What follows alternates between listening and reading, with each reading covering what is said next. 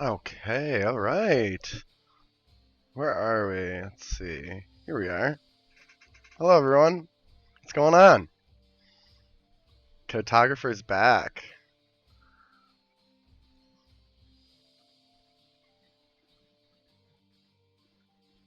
That's all right, Gift of Gab. You do whatever feels right. That's where we're at in life right now. I'm just kind of trying to make sure everything's taking care of everything. So it feels good. I felt like I had been working too hard and I needed a I needed a little siesta. But here I am back at work. I've been inspired again to make some maps. No audio. It's because I switched sources.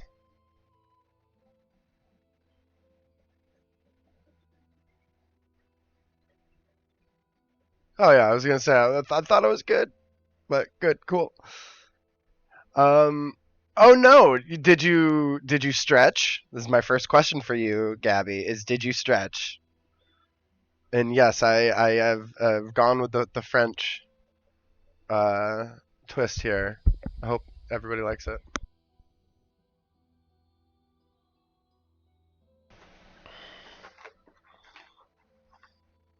Ah, yeah, classic lurk issues right there. You never know when your tab's muted or not. And like also like I've been playing D&D, right? Or like vampires like we're going to play tonight, 7 p.m. Eastern. And like I'll hear word whispers in the background and I'm like, "What is going on? What is happening?" And then I'll be like, "Oh, I did not mute my my Twitch tab." Like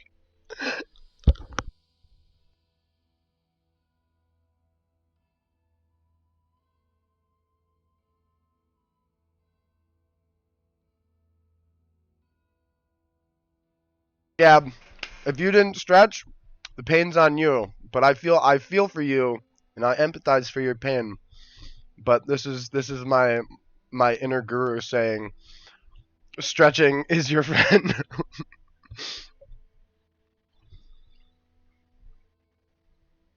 Oh no, that is emergency. That is no. Do everything. Get that out. I didn't stretch. I was in panic. Okay, okay, Cap. We're sorry. We're sorry. That's wild. What a bad AC unit and nobody was home or something.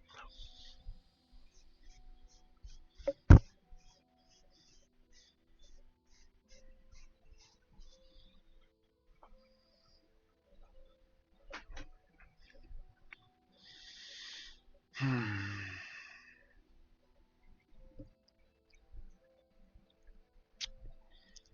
The AC bust, got water soaking on the floor, and you got to prep for your session, Gabby. Man, maybe take the week off. Maybe this is do what feels right. Maybe your body's saying, "Hey, life's a little crazy."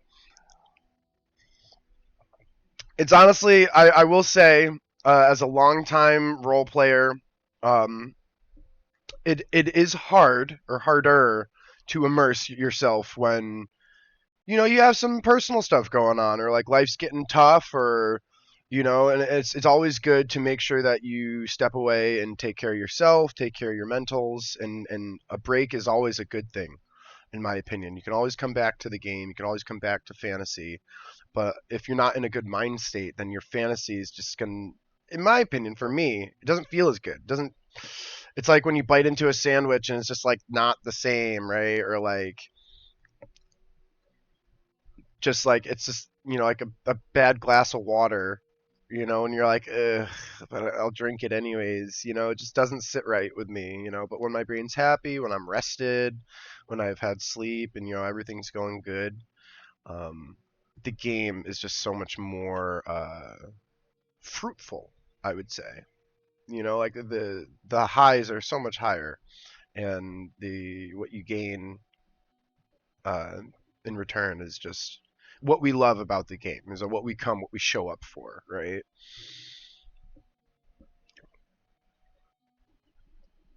Let's see. I gotta switch my stream capture, bring y'all over to the world. Yes. So today we are D'Artagnan. Yes. See, everybody loves the mustache but my wife. Hmm. Could be a lesson to be learned. I'm gonna ignore the lesson and I'm gonna do what I want to do.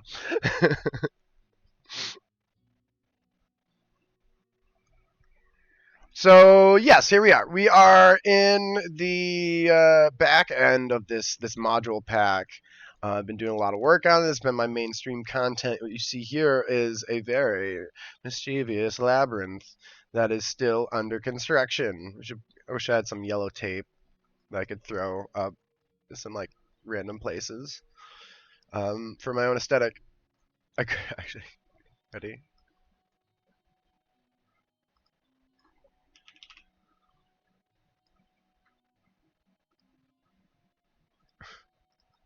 Construction zone. Yeah, that's what it sounds like, and that's normally like what the issue is. Like, otherwise, like you notice it before it's like a big problem. We had when I was a young buck, still living at my parents. The basement flooded, and this is actually a really great story. I'll tell the story. So back teenager cartographer was I forget what I did. It was something with like school. I just didn't do my homework or something, and I was just being an ass about it. It's like I don't care. I don't want to do it. And so my mom, I was being punished in that point in time, right? And it just so happened, unlucky for me, that the basement had flooded, right? And this lesson that I learned, everybody was gone at school and work, and then we came home to this basement. Nobody noticed it before it happened, so we had like a foot of water in the basement. It was substantial.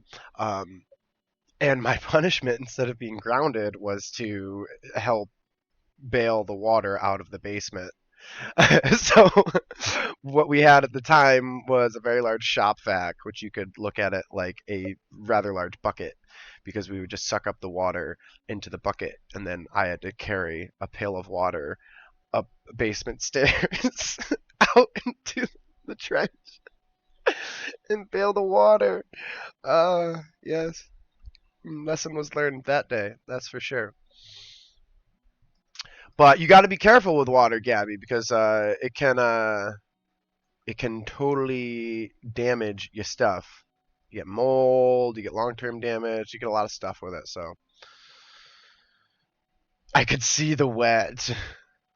So yeah, I'm kind of like I'm in between. Obviously, I got a couple different designs here on these little pits. I don't know what I want to do with them as far as design. Couldn't see the water. You see that? Yeah.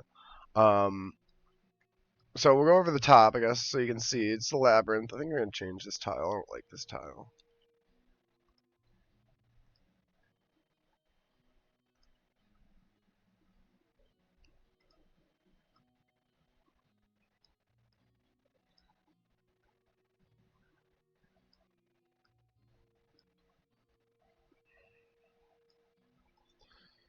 Do do do do.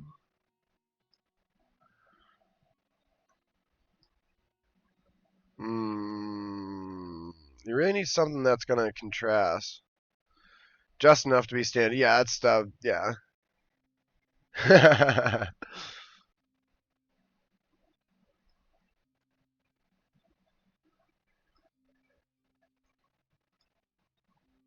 Maybe this actually is helpful, but when you zoom in, how green is it? I don't want all this green in here. I guess if I move forward with something like these steam events, green would be okay. And we could run that into the description as well.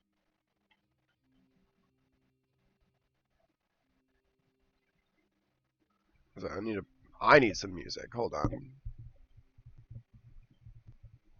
There we go.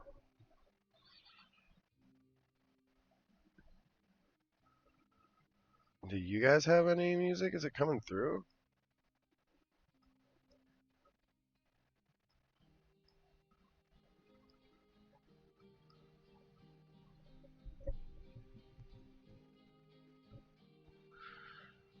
Was the rug okay? Did you like dry it out? Or stick it outside? I don't know what the weather's like. We had some nice days the last couple days, which is like my favorite. And it's like it's us, yeah. Um, like I'm forgetful caretographer, ADHD, guilty as charged. But sometime when I had my Jetta back in the day, there's a sunroof. Sometimes I would leave it open in the summer, right? And then yeah, what up? And then so naturally, it would get rained in frequently, and which is actually I have another story on that. But I would always love when the next day was nice, hot, sunny day, like a 90-degree day, because I could be like, oh yay, I just just let my car dry out and I'll be okay. Um, I've done it in the winter, and here's a neat trick: you just run your car with the heat blasted and the windows up, and you just sauna bake your car to kind of dry out as much stuff as you can when you leave it open in the winter. Because why do you have your sunroof open in the winter, Mitch? That's a crazy idea. Um, but here we are. But what's awesome is I love justice, and my to round out the story, my wife and I purchased a new car for the family, like a CRV, like a SUV kind of car for the kid and all the stuff for the kid, right? And she gets to drive this car around. It is her vehicle, essentially, but also has a sunroof. And it didn't take her like 2-3 months to do exactly what I did, which is forget to leave the sunroof open, and then have it rain, and then the inside of your car gets soaked. So all those times where she was like, and I'm like, ha ha ha, see, it's not so easy, is it? It's not so easy when it's your car, huh? Yeah.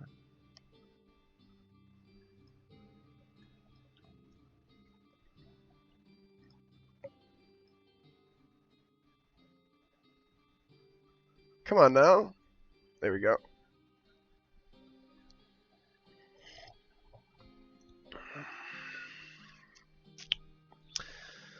So now I'm torn right now. I'm torn between two things, or a couple things, I guess. What I want to do with the exits and entrances. Oh, dude, I've given up on reading like years ago.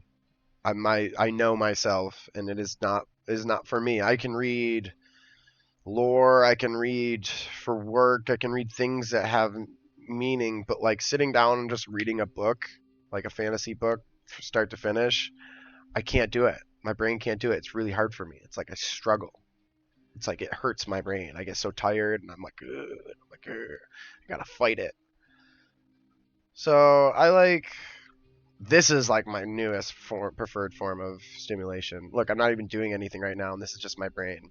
Like I'm doing nothing, but my brain is moving the map around, and I'm looking, and like so much stimulation.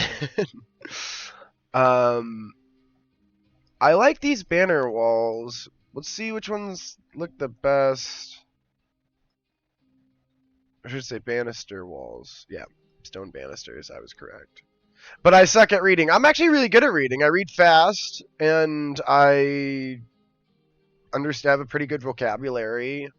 Like it was never that. And it's not that I don't enjoy it. Like I do enjoy it. It's just my brain physically can't do it. And like it's like when you have the ADHD shutdown where like it'll be 11 a.m. You've got a full night of sleep, and you're feeling healthy. You had breakfast, and then you get in class or something, and just like the monotone starts going, and you just get really tired all of a sudden, and your brain starts shutting down because of that lack of stimulation. Like that's what I get when I read. Every time I try to read, that's what I get. Okay, so yeah, I bet you have to struggle through the words a little bit, or at least just takes you some more time to comprehend some of the letters, right? Which that's got to be fatiguing in its own right.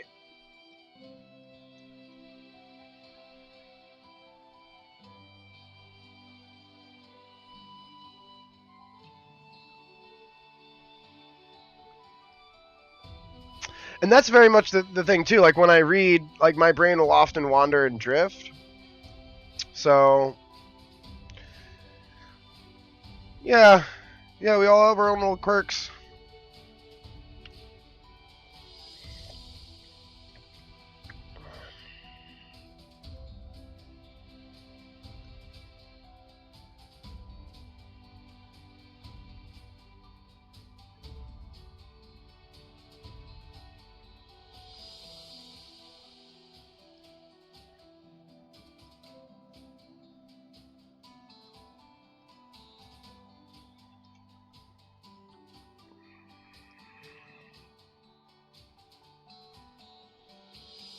I'm gonna just turn this down a bit. I don't like how boring it is over here without the color, but this is too much color. No fun, too much fun. um, let's see. No, undo that last one. That's good.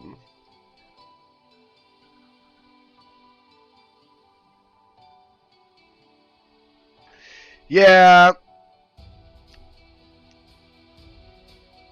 it is just the way it is. That's why I prefer, at this point in my life, I prefer just other forms of media, and I don't think there's anything wrong. I used to really have like a guilty conscience about it, I guess, where I thought like, oh, like if you don't read, like that's bad. Like smart people read, and if you don't, then you're not smart, right? Like that type of mentality. Um, and I've since forth have like let those thoughts or feelings pass. Where it's like, hey, if reading doesn't compute for me, reading doesn't compute for me. I'm still a very intelligent person who's capable of many things, right?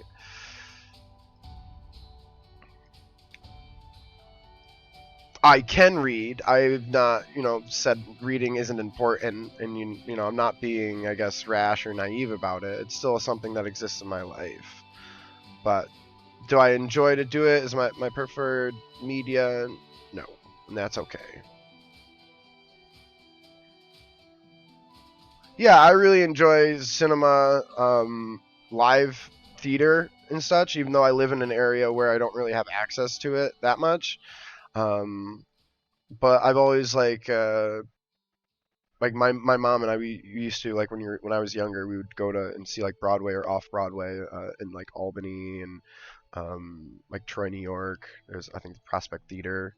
So like some really good venues are in the area near me. Um,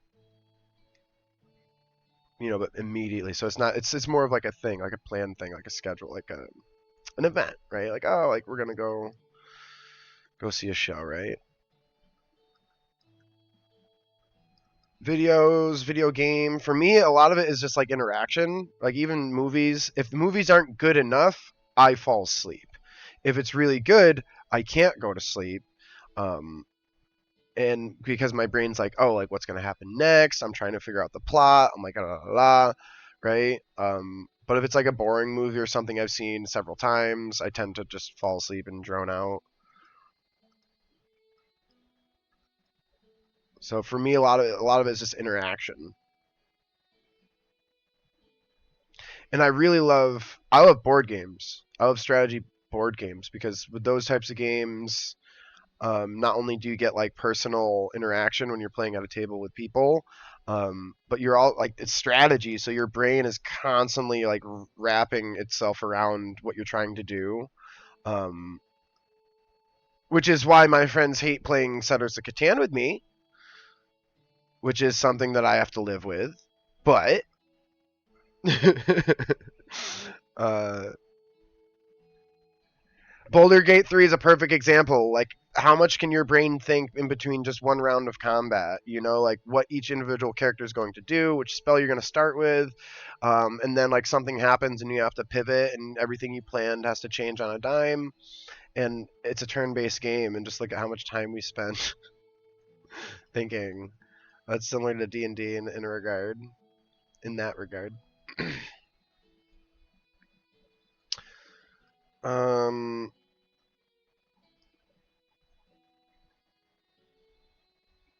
I think I'm just gonna like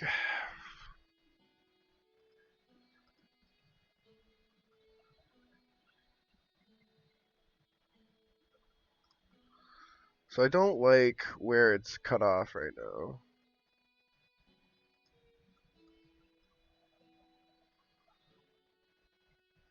Yeah, I want this there. Because these ones are just going to be dummy rooms.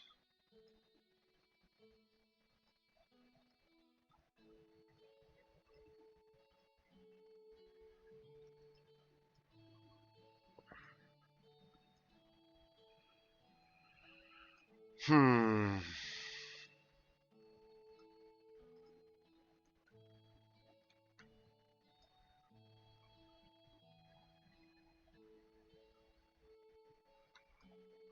Word, I really enjoyed audiobooks. And also I would much rather prefer in some contexts just lore drops like um what was I watching? Um, it was I forget his name, but there's a bunch of Tolkien. Was it Tolkien lore kind of like enthusiasts, and they're just kind of like going through step by step, what the Silmarillion, means and who people are, which you can read the Silmarillion and that's great and everything, but like it's really hard to understand where everybody sits and like all these events and family lines and ties. So it's like they like I've quite literally like sat down and done like the research in that regard to like put together lineages and trace things together and connect the dots, um, which is very very interesting in a regard.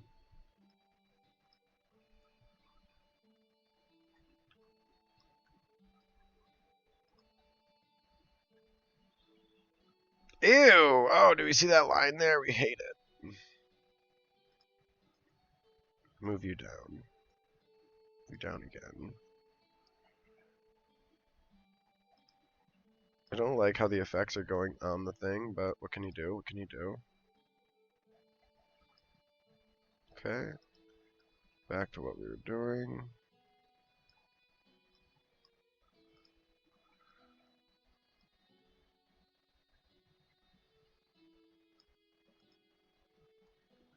Do do do do.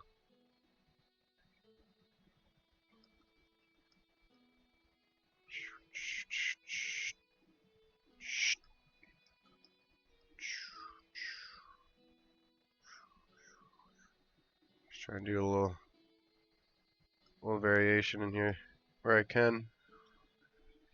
Hey, yeah, I still got the Kofi bot. I gotta figure out bots in general. They are something that Caretographer needs to learn. Um, for my Patreon, for my Discord link.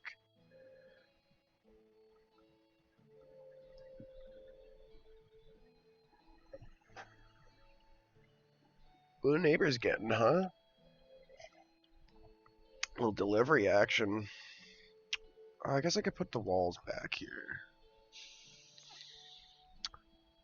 Stone crypt. Add. No, no, no, don't do that.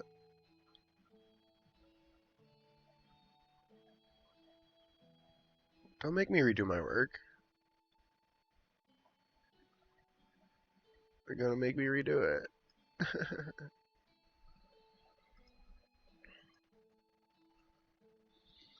Because that needs to look the same as that.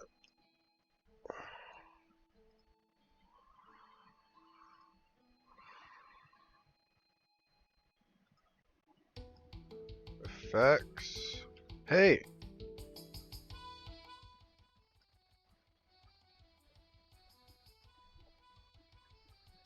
Hey.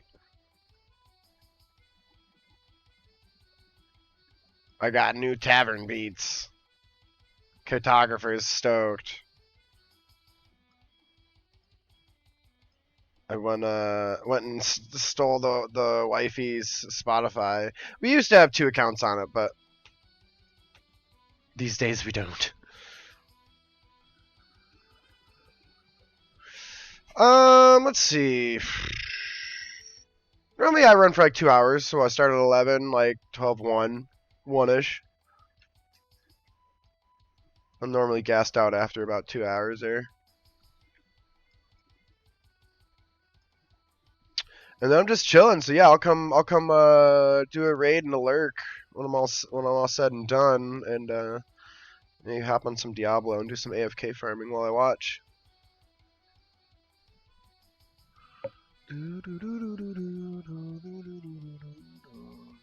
Appreciate that, my dude. Like I said, we'll send everybody over your way when we got everything figured out on this little mappy dappy here. Okay, so I need to do a couple things here.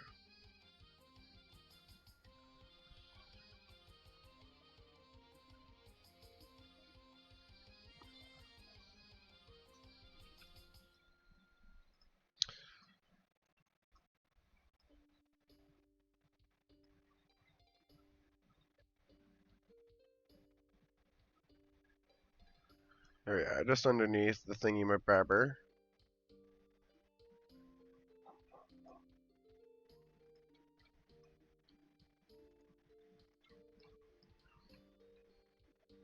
Leave some space for red.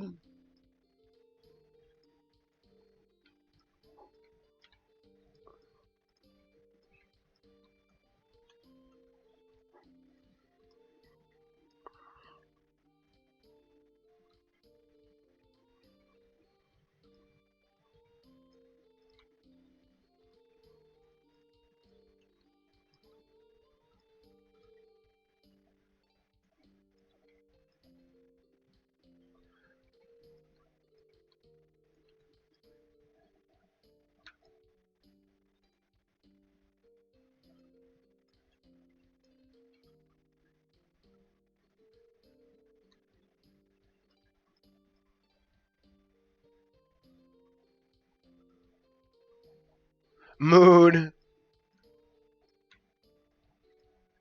How do I turn off this crazy brain of mine? We can't. Dang it.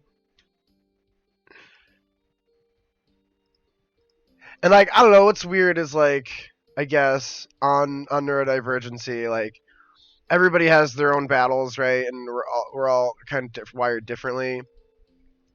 But like I was we're so used to it because it's been our whole life that we don't always realize like how much of a struggle things can be because it's just like the cards were dealt. Like what else are we gonna do, right?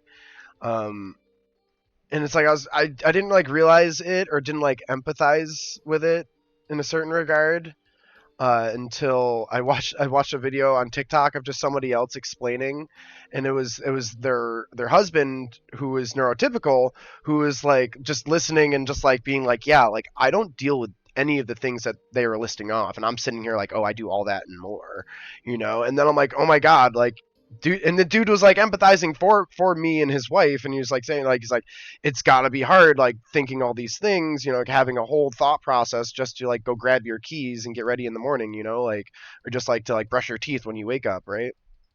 um and he was empathizing for it, and I was like, oh my god, like I almost like started crying because I'm like, dude, like fucking like all day long, like he's right, like or she's right, like we're right, like it's like there's so much going on in my head at all times, and like when I'm tired, and especially like when I've had a stressful like bout in life with work or my relationship or whatever, um I'm like I'm almost like like shut it off, like come on, like I'm tired, like when does this thing shut off, why is there tavern music in my head at all times? I don't know.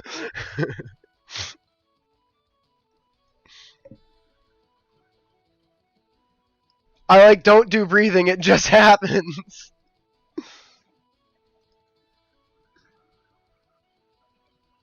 The next 2 to 5 hours is ruined.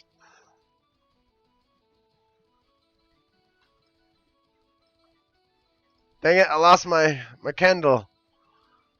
I need a new candle.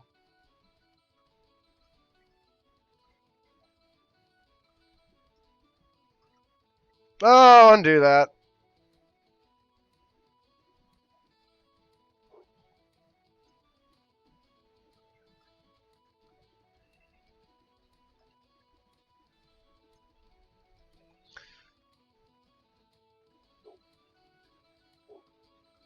All right, we have our pits of lava. What did I do yesterday? It didn't ruin my day because I converted the energy, right? I was already had intentions of cleaning and sweeping the kitchen. So I was like, hey, I was gonna do this anyways. Now I just need to do it really well. And really like diligently. Why? Because when I was in my process of cleaning my room out and stuff, I had knocked over some glasses because I was just moving too fast in the sink. and knocked some glass over and spilt, and they shattered all over the floor.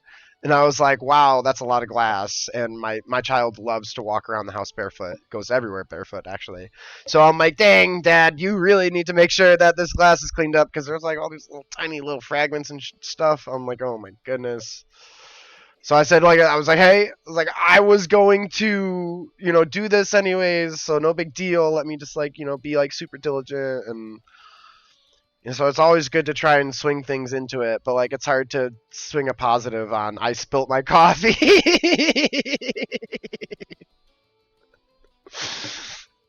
I guess you could be like, hey, I drink too much of this stuff anyways. Today's a good day to have a break. There's a positive spin.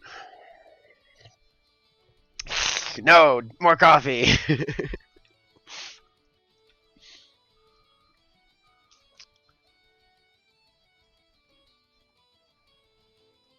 Okay.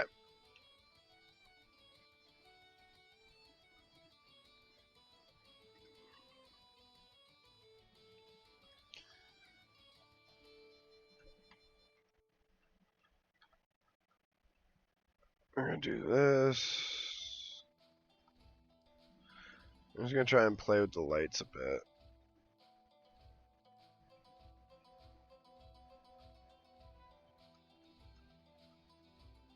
We gotta come down like crazy.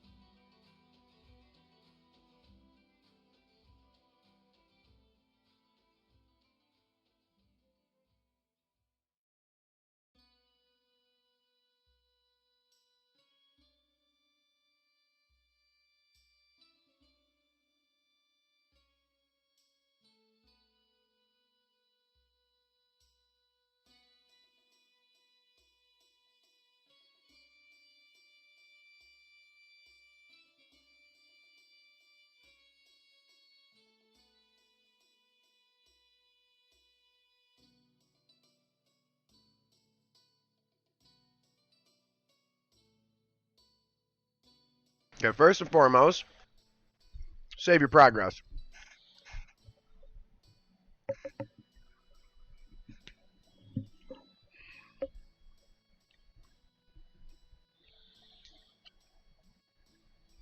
Second.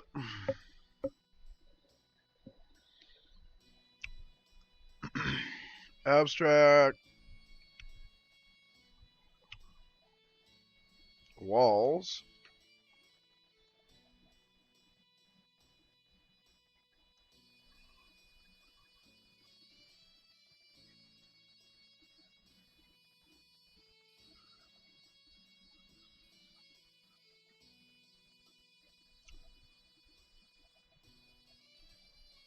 You know, with this program, just in general, I don't know why. I think for my brain purpose, I don't use Control S. I always go like into file and click save or save as. I don't know why.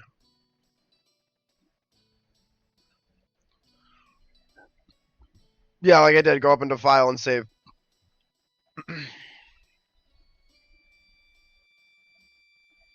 Not a Control S'er. But when I play Boulder's Gate or if I play like Divinity of Sins, any Larian game, I'm definitely an F8, F5, F8er. So that's for sure.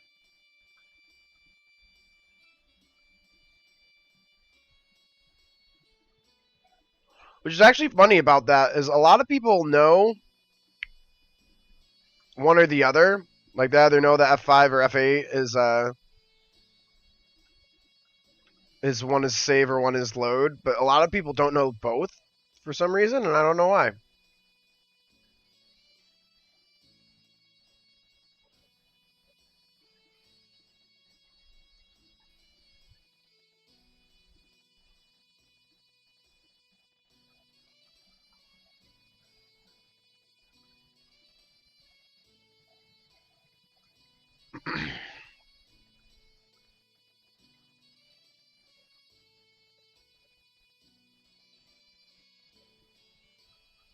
Okay.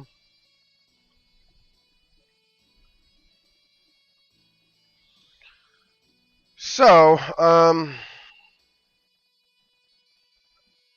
the labyrinth, all these little black enders are supposedly a pathway that continues on.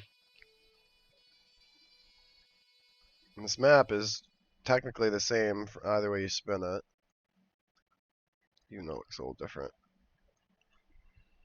Um, so essentially what happens is the players will enter in here. Give me a little token. Oh, and I don't know if you heard, but Dungeon Alchemist is adding a whole bunch of tokens. So we'll have a whole bunch of stock tokens to play around with. But if you don't have enough, you can always find a whole bunch more over on our friend Lowdime's Patreon. Let's see.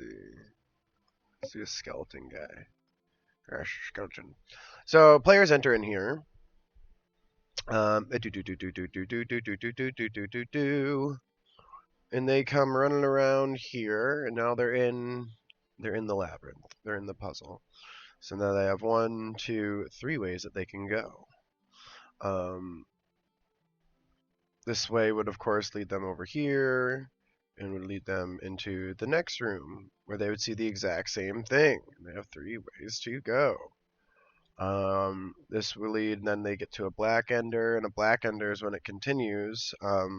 So our thought process is, I don't know how many of these would need to be next to each other, or if they are on several different floors. If they're all next to each other, one flat plane, that would make more sense. However, the whole point of this dungeon is kind of to descend downwards, and further into the dungeon. So I think I just like the idea of just getting like narrative with the magic and being like the rooms are like changing, morphing, or um, the walls here are magical work stone, but they seem to have some fluidness to them, such as like lava, and kind of try to like narrate it in that direction. Um, and perhaps like while you walk down the paths, like it's it's impossible for you to tell if you're going down or up. Who's he? This is the labyrinth descent to the Serpent's Temple. The Dirt Man? Who the hell's the Dirt Man? What?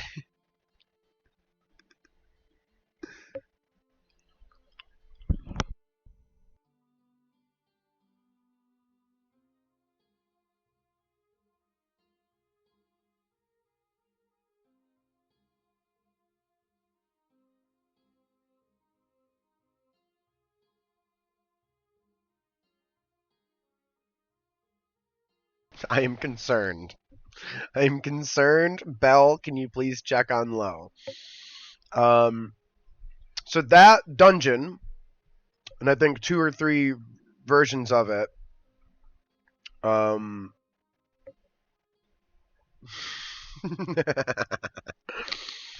and it leads to this entrance, which enters us into the Serpent's Lair, which on second sight is just freaking gorgeous.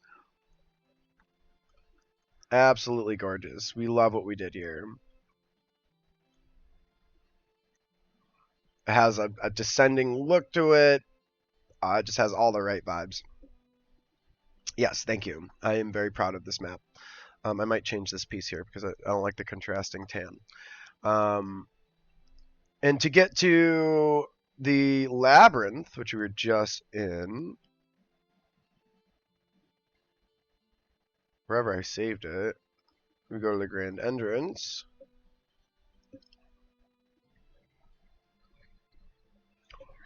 And this is how we get in the volcano.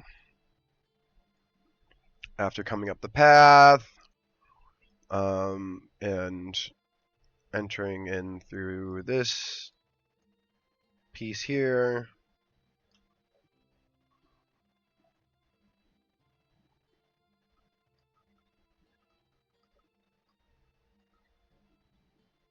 Like some stuff like this doesn't look so hot from this 3D angle, but like this is like when you would do something like this. You'd zoom in, and we would just do like a quick pan of the temple entrance, or like maybe like even something I always like doing is we do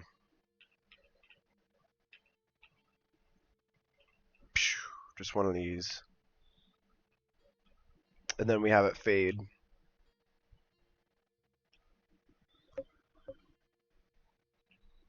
But as always, zoomed back, things always look way better. And then this looks way better when you have it at the right perspective.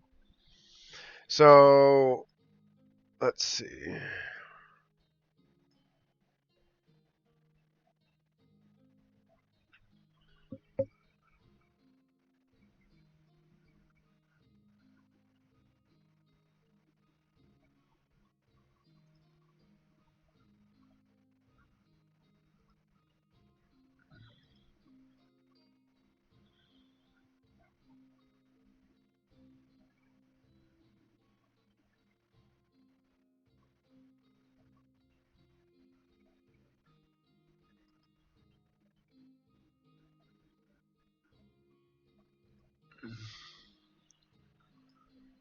Where did I save this thing?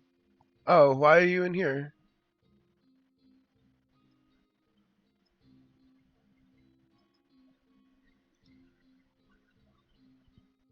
So the temple leads to the labyrinth, leads to the serpent temple underneath, deep down, 1, 2 tree. Bada bing bong. So yeah, we have now entered into kind of like the decorating phase, and my goal for the decorating phase is to give each room a similar look, a similar design, but have small variances in each room. A lot of times I would go with big variants or have each have different designs, right? But this labyrinth is very much that, a maze and a puzzle for the players to figure out. So um, if the players want to use their own methods and to denotate the rooms, that's awesome, fine and dandy. But I like the idea of maybe trying to keep things fairly similar. So let's go to Lava. And we'll find, oh, our good old little statues here that we love to use.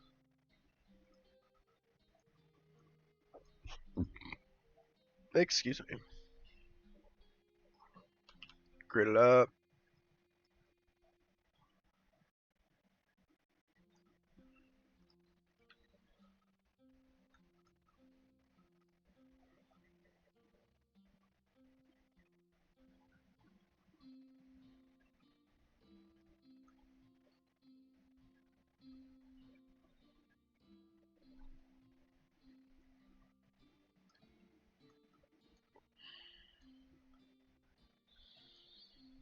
Hmm.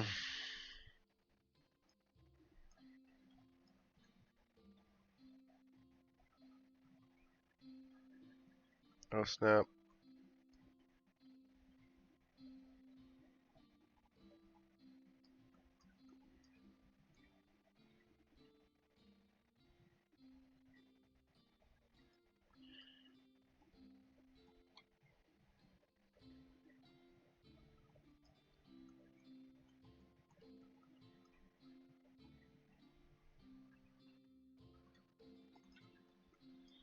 It's a weird thing that I need to stop doing. Correct my posture. Stop contorting myself to look at the same screen a different way. Uh,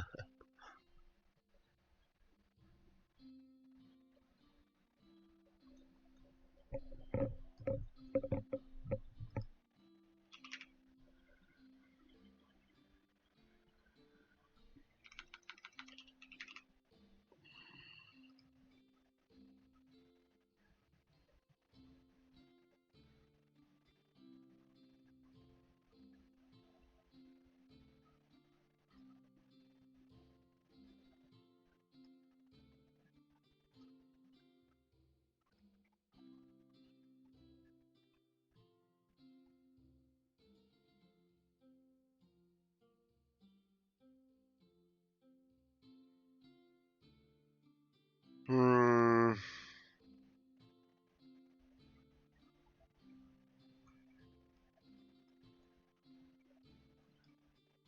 What'd you send? You sent me something on TikTok? I'll check it out.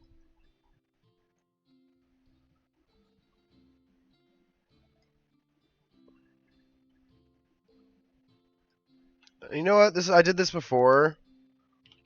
So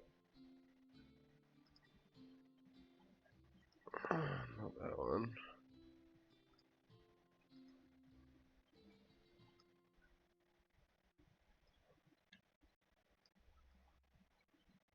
Yes, this is what I want. This is what I need.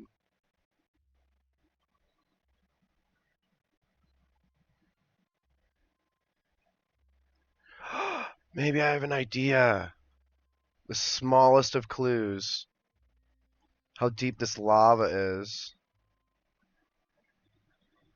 You see how far down I have it? If I was to say it's like here or here or here, right? You see it getting closer each map. It's the smallest little tidbit, but I think it's baller. I think it's like this little visual cue that can go so far. And that's what I love. I don't know if y'all are like as gassed up about it as I am, but I'm like, yeah, because they're all three maps. I want them to look the same. They're gonna look the same. It's a labyrinth. This was the plan. This is the design, right? But I hate completely because it's in the world of D&D, in the world of make believe, in the world of fantasy. Sometimes it's hard to convey what you want or convey the world, and the players are just at a disadvantage for the sake of they can't fully conceive what you're trying to conceive. Like, I've sat here and designed this dungeon start to finish in full thought, right? The players coming through this are going to see it for the first time and not have any idea what anything is or where anything is, you know? So I like this little lava queue.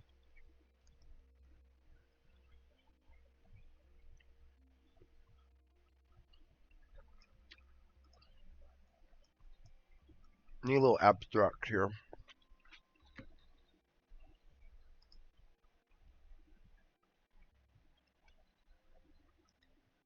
Mm.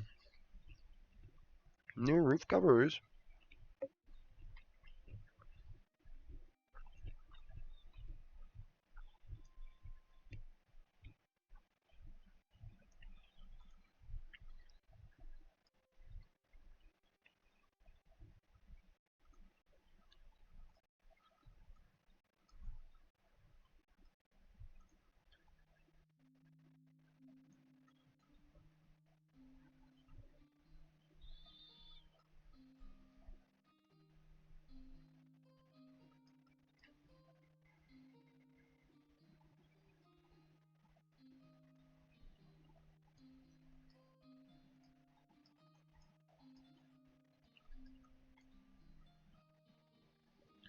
Zoop. There we are. Bring this last one in. Look how far down when you get close up and you really look at it. It really has that look and appeal because it's physically rendered 3D wise. No, no, no, no.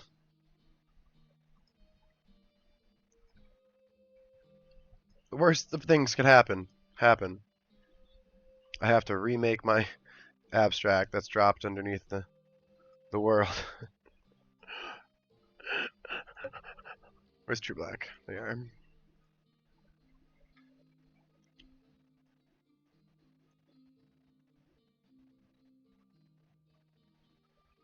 There we are. Just little details, my dude. Just little details. No, not overlays. No!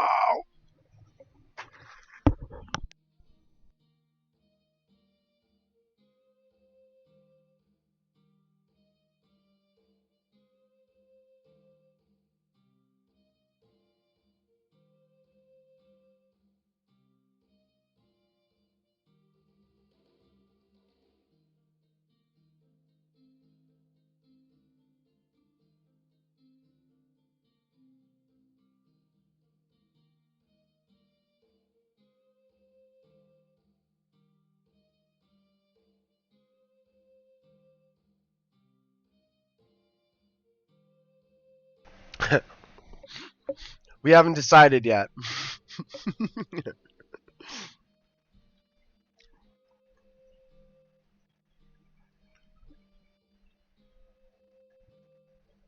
um, with my other good streaming friend Raging Gabo, they have a whole bunch of jump scares for their point buys, and I'm like, no, not with my nerve pain.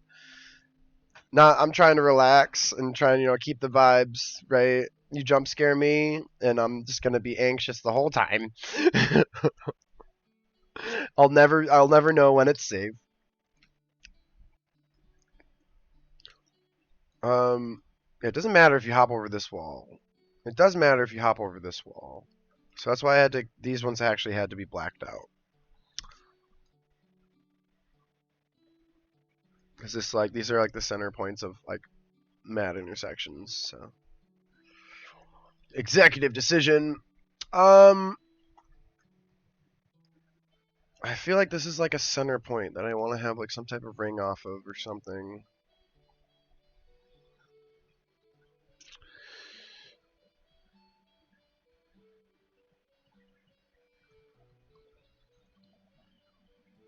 Why? I don't know. Just like my brain sees a shape there.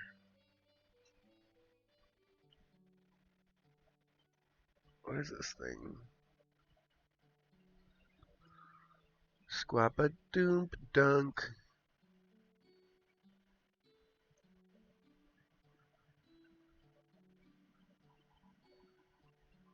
Maybe like something like this. Where am I in the grid there?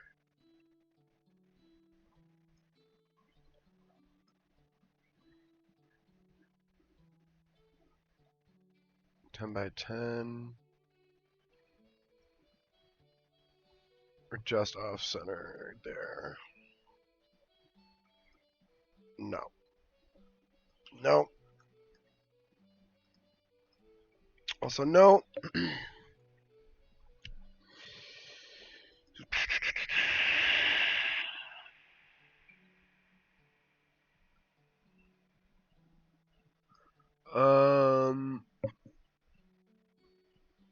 I really gotta make sure I do this next time I do a build. Save. We're gonna just go check some maps for some iteration. Go to the crypt. Squump them. Well, I guess I could just do it now.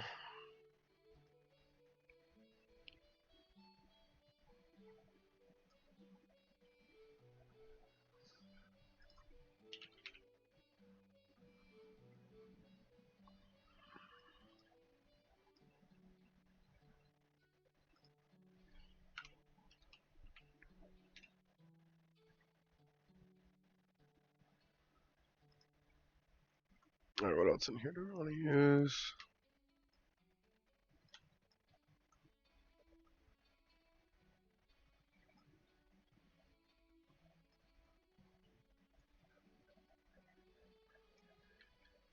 I think having the stone benches is just comical, almost.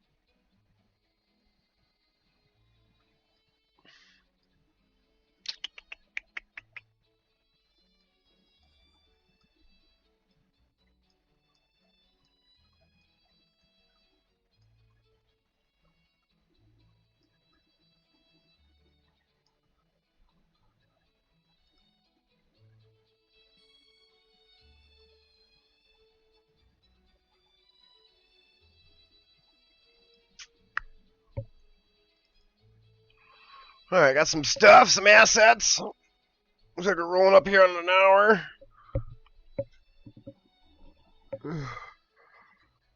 Alright, time I get a little fiber in. But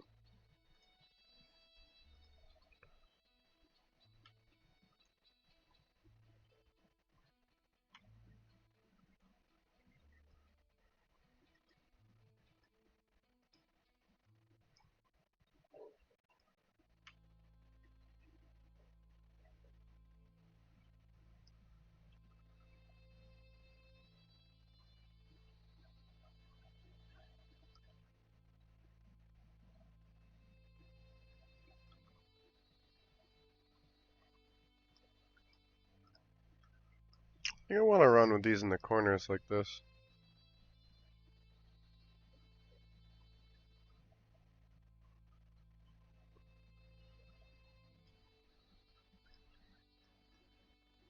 And we'll just add to the stone.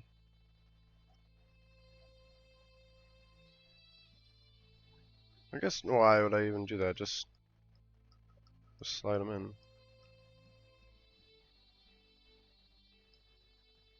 As they're underneath that little nibble. These corners are symmetrical.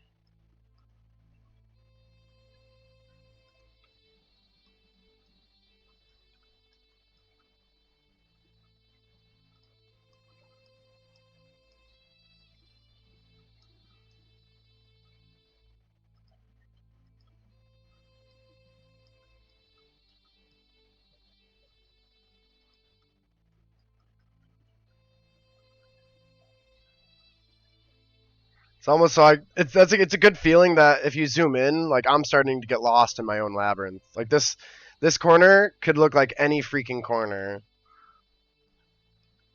and I think that that's might be a good tactic for the dungeon master to use as well. Is to try to stay zoomed in as frequently as you can be zoomed in.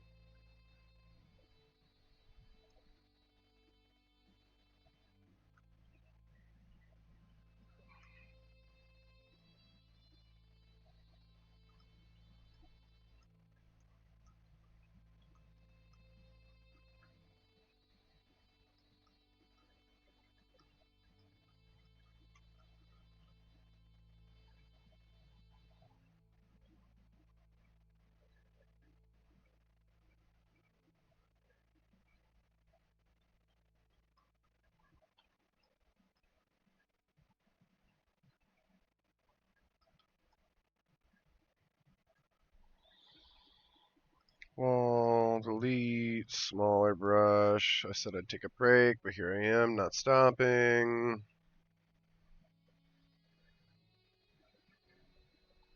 Two, one, two.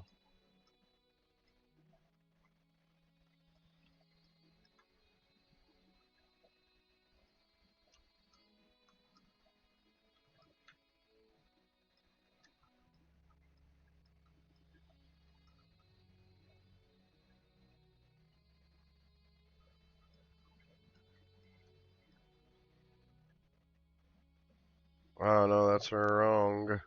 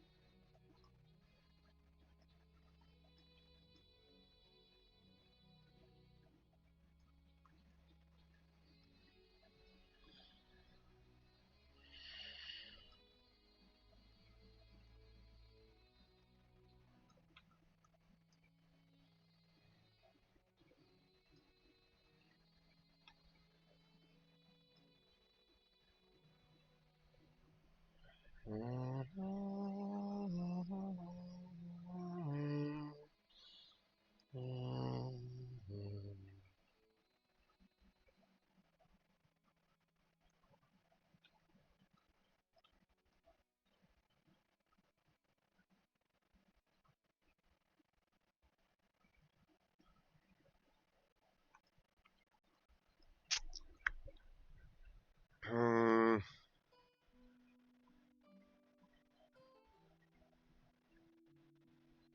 There's my structures, my stone platforms.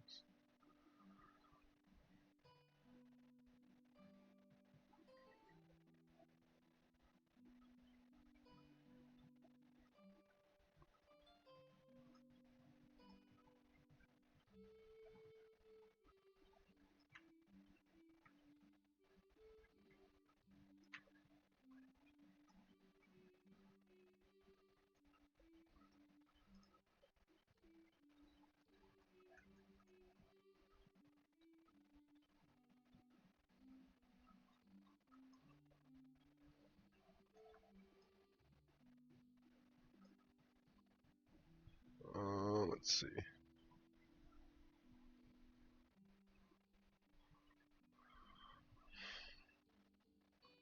Yeah, this is the one spot of the map that I struggle with. Everything else comprehends, but this point, because it just goes into nothing. It doesn't have any. It's a. I don't know if it's a dead end or whatnot. I gotta grab one of these, bring it over here. I'm gonna paint it.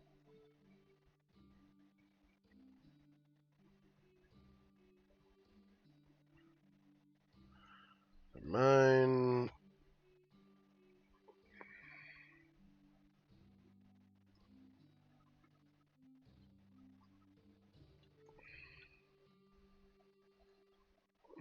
File, export.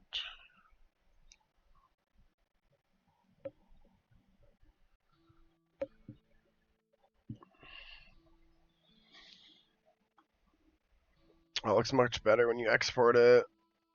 I just gotta touch the lighting a bit.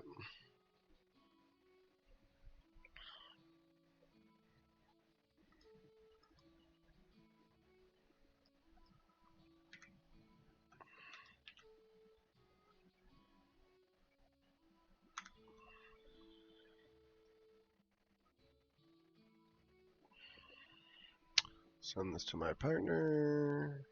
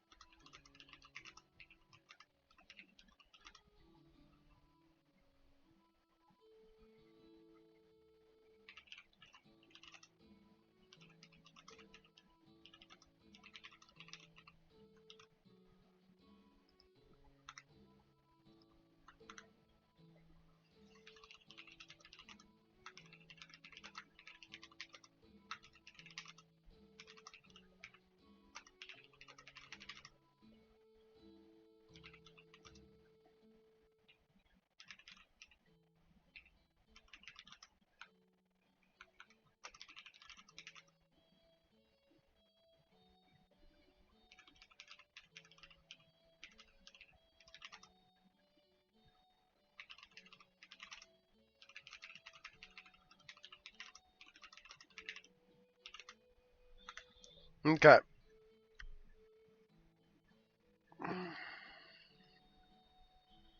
Let's see. Let's just open something up.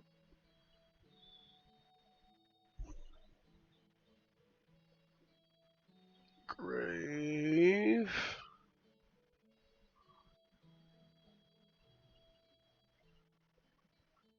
We like the cave. So the cave. So this is kind of like the whole point of having like 3 floors in this maze here. Is the cave is this bonus area that we've kind of added. And if the players make it through, find the cave, they have to row here with a boat around the back end of the island. And if they enter the cave and they find a way to remove the poisonous gas fumes that are locked and trapped in this area in this tunnel, um,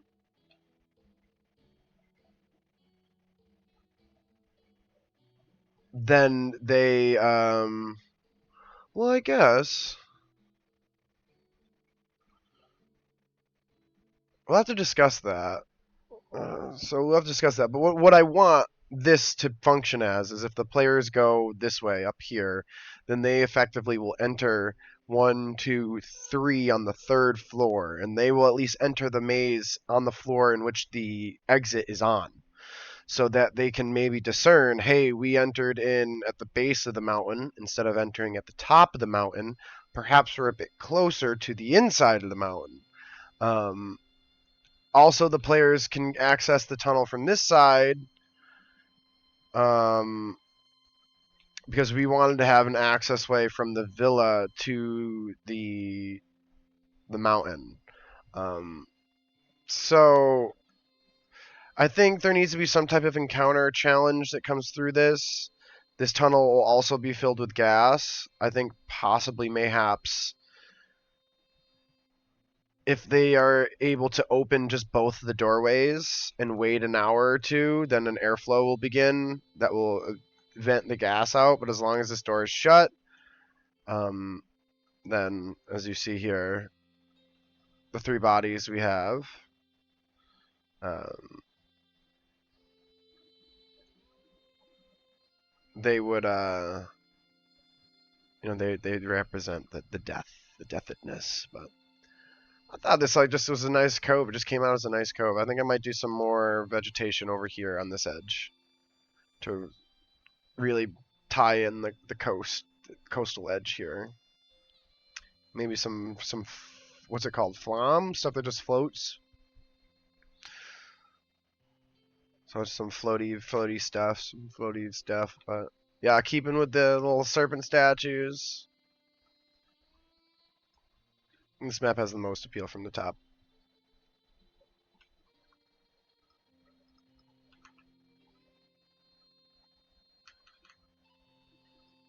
Okay, I will be back in a little bit, everybody.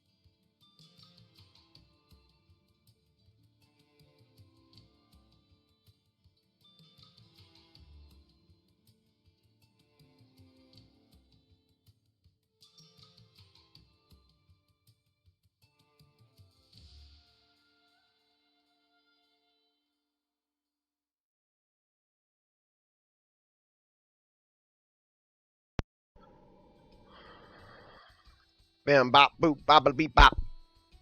I'm back. Haha, in the saddle. Hey.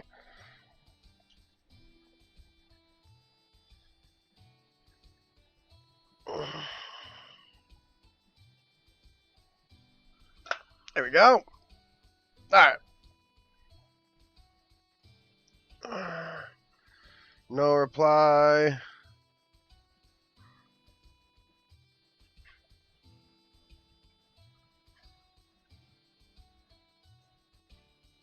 New masterworking meta material secrets. Ooh. Let's see. We're just gonna do some basic design, just like some basic decoration. We're just gonna keep on that with the labyrinth.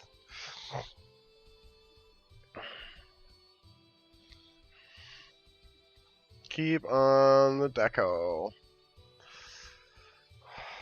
So I think I like something in the middle of these rooms. Maybe some tile.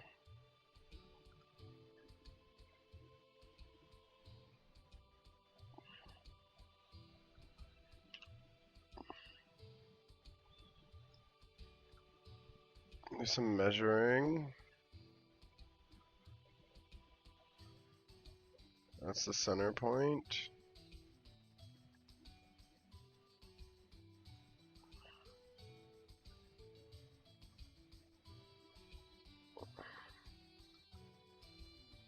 One, two, three.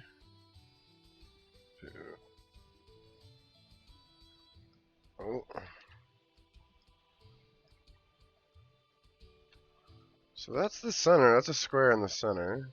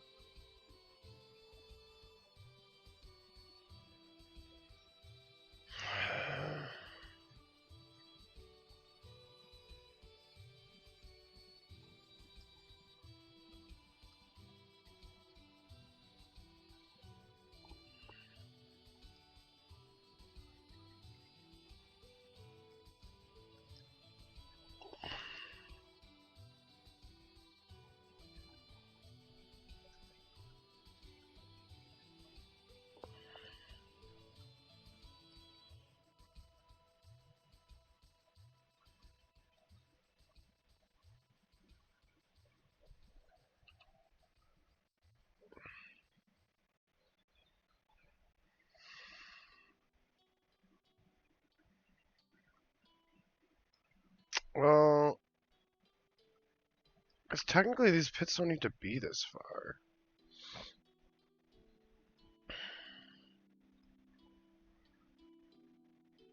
What if I just edit it a little bit? What do we say about this?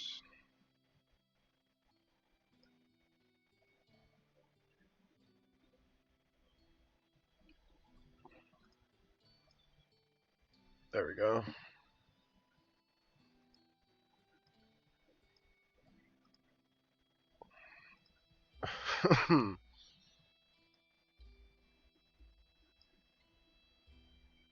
Nice, cool, and it's saving me a lot of work. What's up, Sakura? How have you been? Whoa!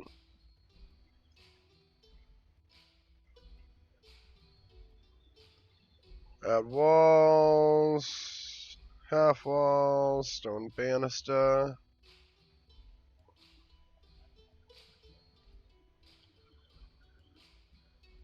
Today till Sunday? That's a lot of D&D.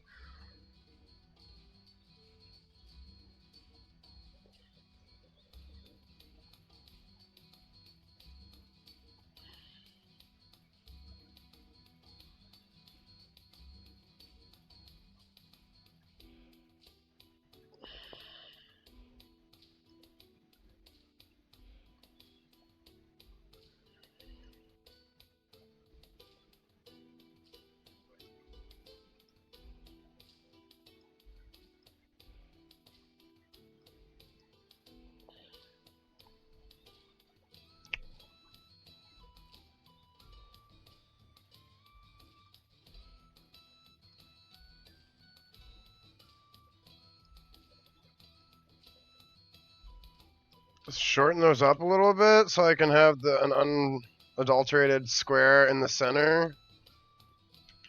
Is the goal here? Let's see if I've just been wasting my time.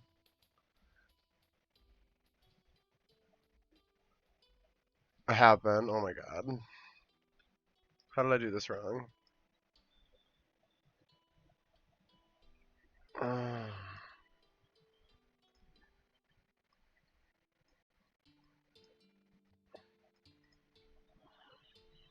Check this again. 10 by 10. Okay. Then we go to our tile, our stone, and our black.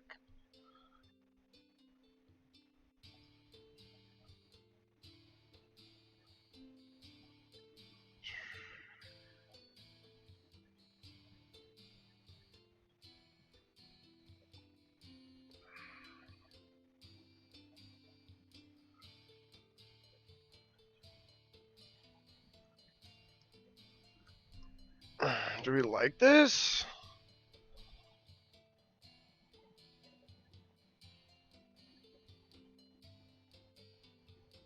How do you play 2 sessions at once? That's not even feasible. My brain would cry.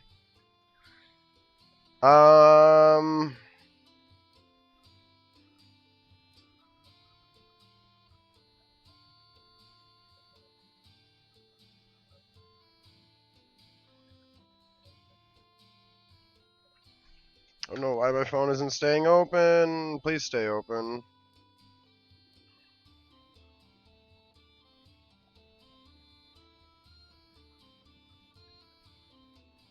Oh, there we go.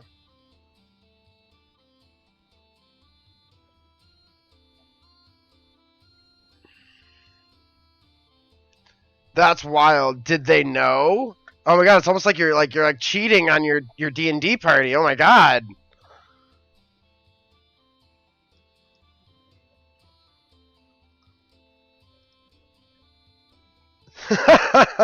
All right, well, honesty is king.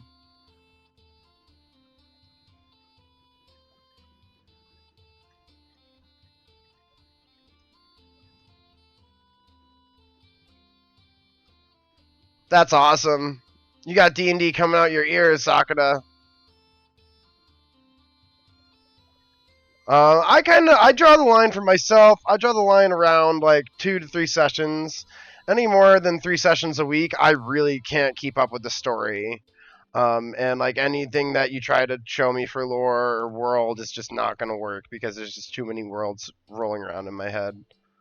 So you better give a really good recap and not expect me to do it past 3 sessions, which I then say, hey, you know what? I'm just going to keep it at 2 or 3.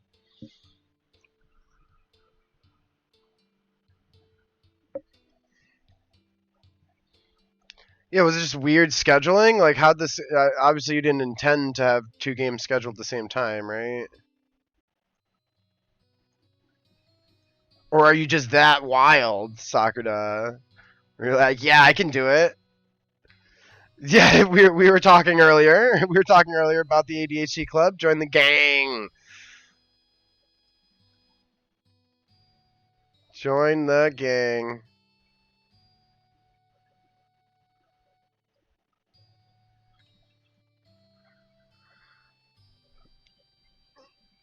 Join the gang. Oh, yeah.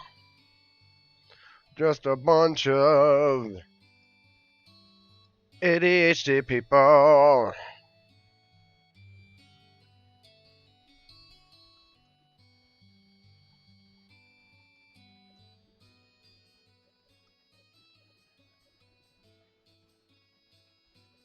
Alright, some symmetrical interior squares. Gotta go back and fix my mistakes here. Which I think, hopefully, it should be the last time this happens.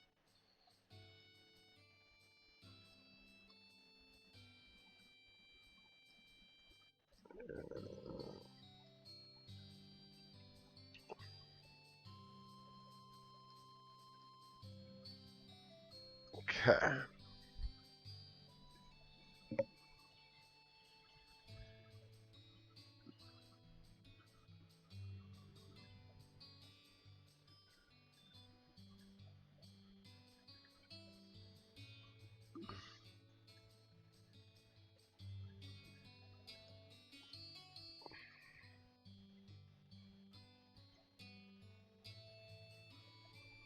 I mean, I guess these really could be pits because it doesn't. I don't think this room to this room matters. I'll have to check in with my labyrinth creator here. Let's see.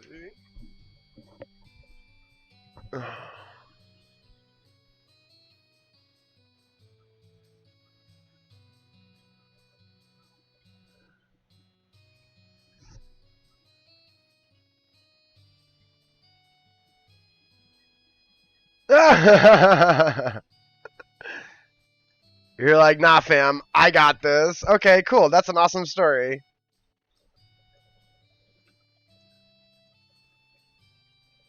Oh, we can also make these pits.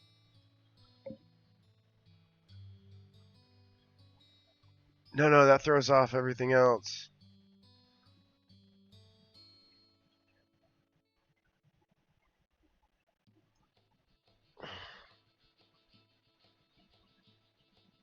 These can't be pits.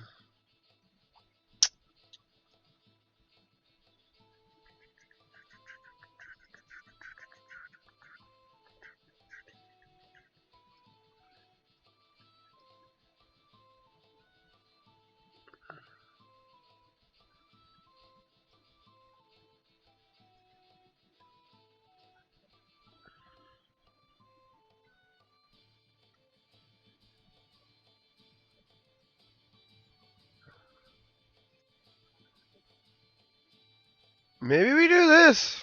This is our variation in the rooms.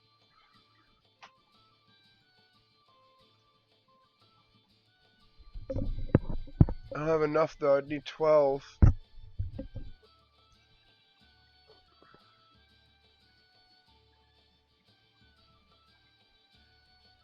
One, 2, 8.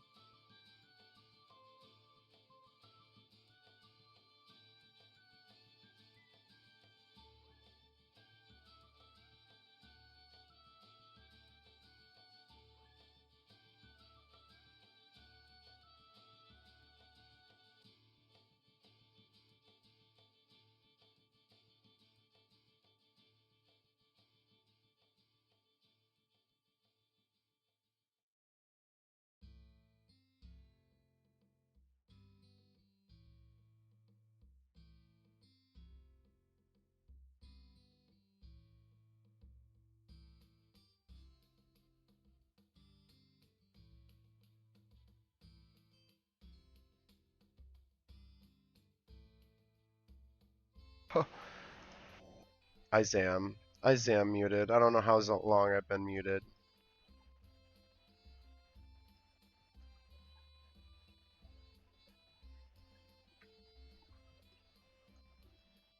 What was I in the process of saying?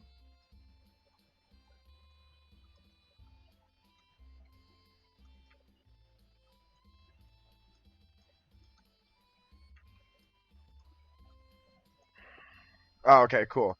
Yeah, I was just finishing saying that a lot of times I like to have like a small activity in the background. I think it really helps my ADHD and just like me like over interacting with the world because it is a world that we're sharing, right? So when I'm at the table sharing the table, I think it's good to have like a low key activity in the background just to like help me, be patient.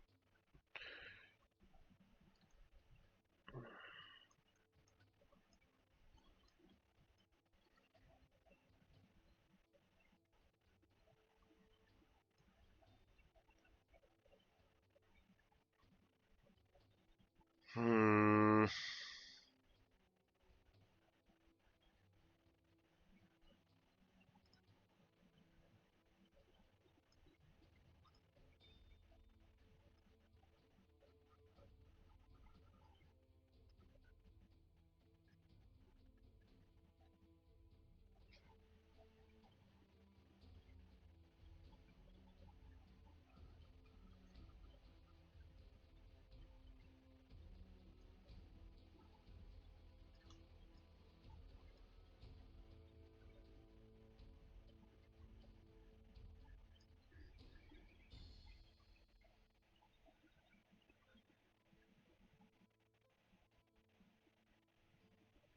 Oh, nice.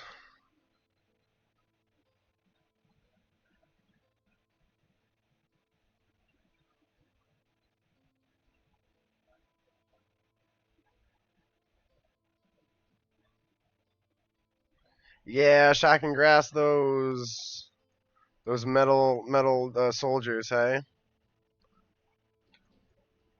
I think the big square is too much, so I like this little cross that we're adding.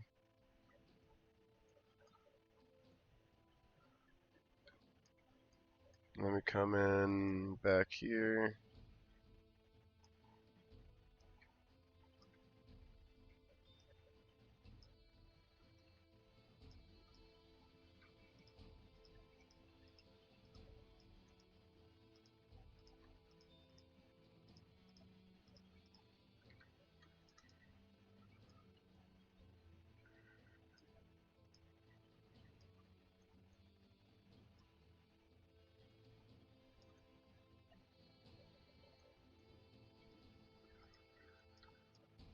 Uh,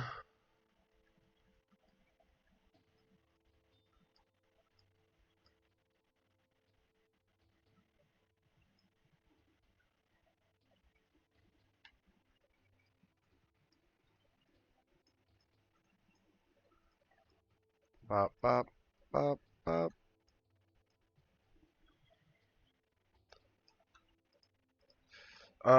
That's definitely been a new idea of mine. I just like want is to like have a character that kind of does a lot of casting, but through different means, like not conventional means, kind of like you've been describing there. So like for concept, like a portent wizard who like doesn't realize that they're divining, and it's kind of just like happenstance that they have a crit in their pocket, and they just oops, like oh look at that, like they didn't actually like use their ability with like a conscious thought, like it's just like something that happens naturally, and then of course like you give them the ability to use all the stuff on the character sheet, but you just do it in a different light almost. So like you said, like instead of casting fireball the traditional way, you cast fireball by sneezing or burning hands, whatever, what have you.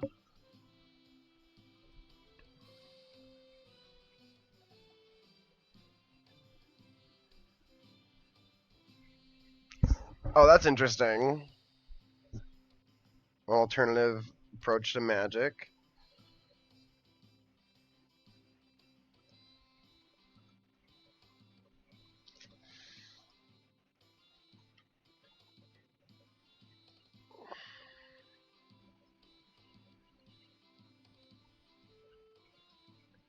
Yeah, and the benches are just like an FU to the party.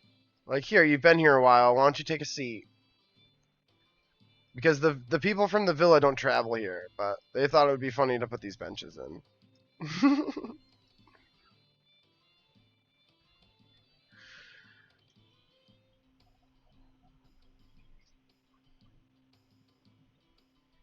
Nice, nice. Banner or columns.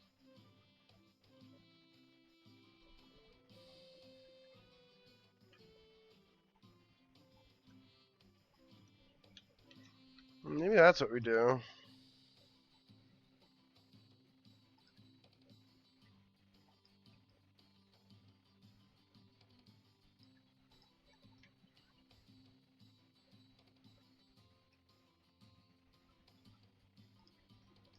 Or like just decorative columns in the center of the room.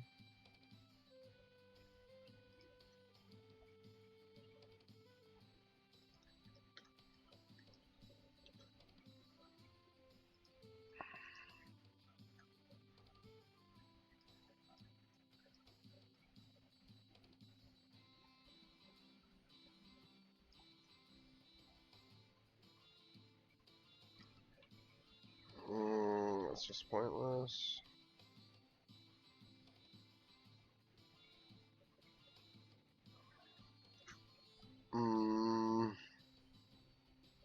Doesn't look good.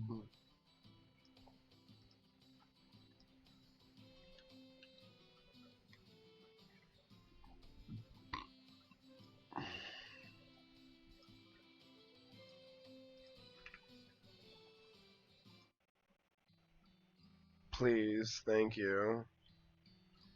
Gosh.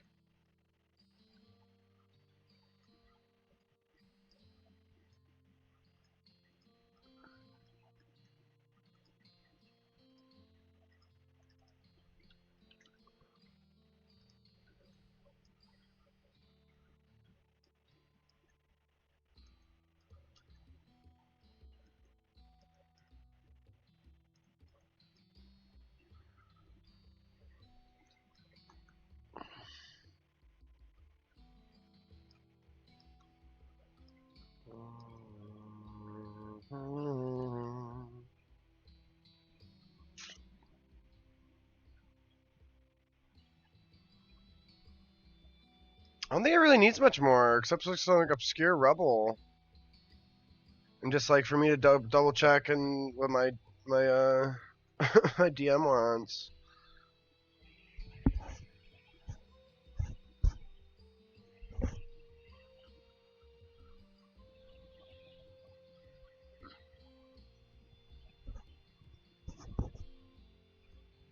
Yeah, but I guess at that point it's like you already have enough spells that you're using. That's just like extra spells don't always get used. Oh snap! Did I not save it after I put my braziers out? Sag. That's what it's missing. So yeah, you don't necessarily need all your spells.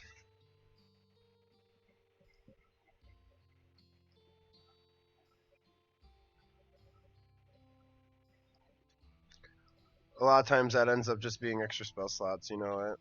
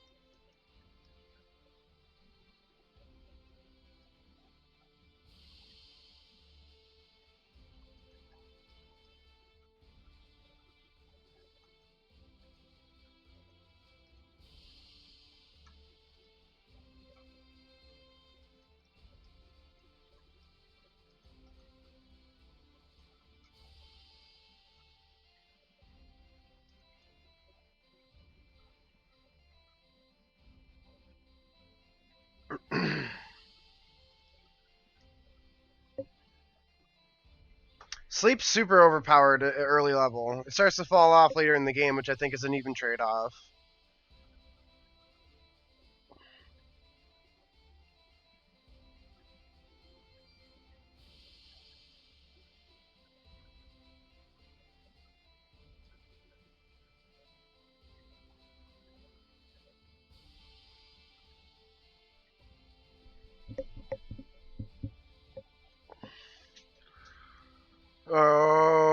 Okay. Um.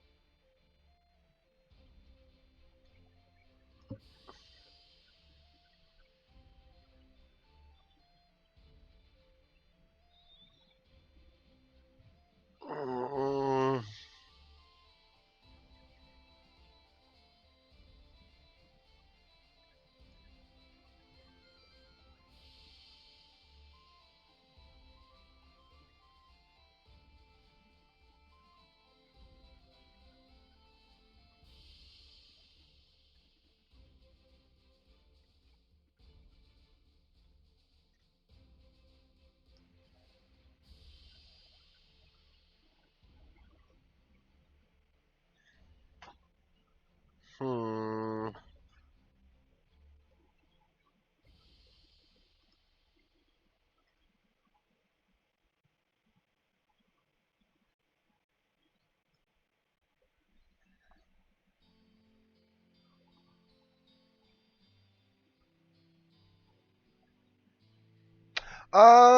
Yeah, it can be viable if you upcast it and you're getting pretty nifty about HP totals. Also, like you could play into it if you wanted to, with like know your enemy. Um, and there's other ways that you can ascertain HP totals depending on how meta you want to be. Don't be scared to actually play the game that you're playing. Um, so yeah. But like just in general, like HP totals tend to be much larger, and like your economy is much better off spent in other manners. But not to say it's not useful. Like a rogue with sleep, whoo, super powerful at any level, right? Like most low level NPCs are 10, 20 HP. Sleep the room, silence the room, steal everything. Nobody knows.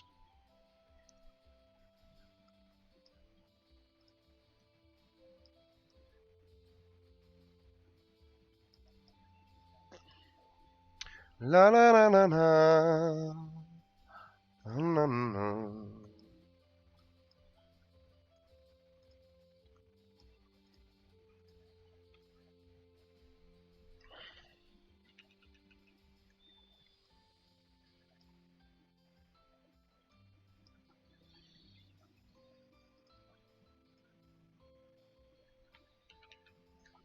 I don't know what to put in these things.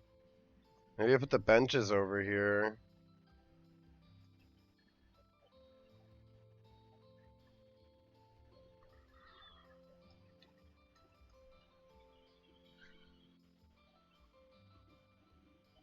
Uh,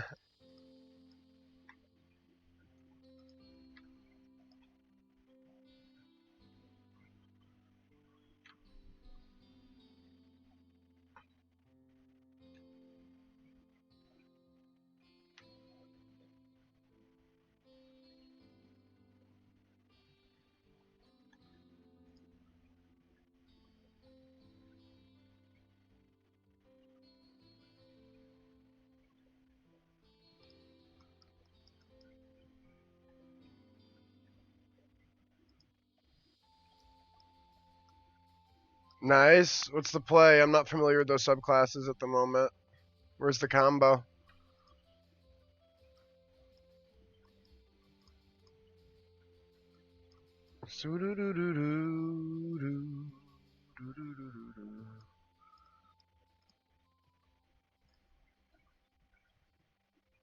I have a couple of interesting concepts at hand.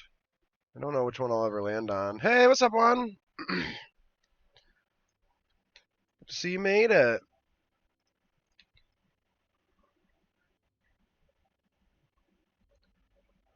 Do we like these in the middle? Yeah, all right.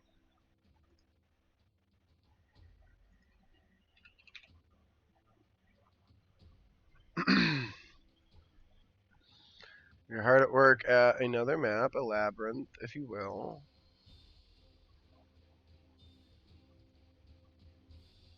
Why can't I find this item? Yeah, so Sakura was just sharing with us their new fantasy concept for the next character that they want to get into. Like, you know, we always just have like a couple cool characters rolling around up in the head there.